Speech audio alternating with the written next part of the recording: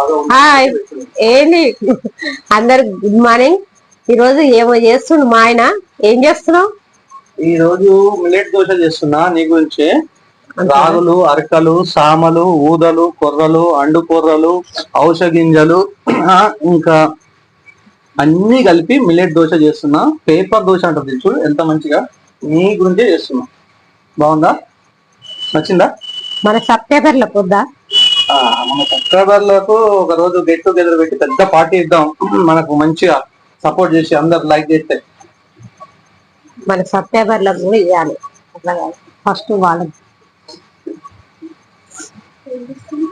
దోశ నీకే మిల్లెట్ దోశ వేసుకున్నామని నిన్న నానబెట్టి నైట్ నేను మిక్సీ బట్టి పెట్టండి. ఇప్పుడు దోశ వేసుకుంటున్నాము. దీంతో ఇడ్లీ కూడా చేసుకోవచ్చు అండి, సూపర్ ఉంటది.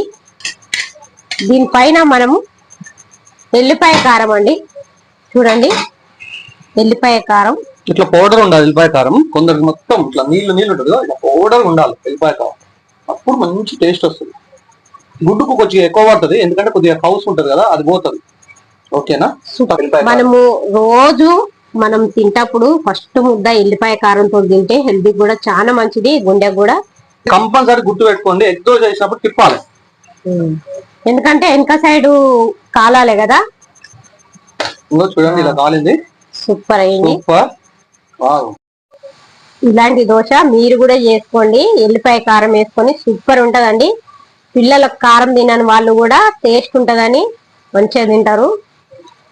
మా ఛానల్ సబ్స్క్రైబ్ చేయండి, లైక్ చేయండి, షేర్ చేయండి ఫ్రెండ్స్.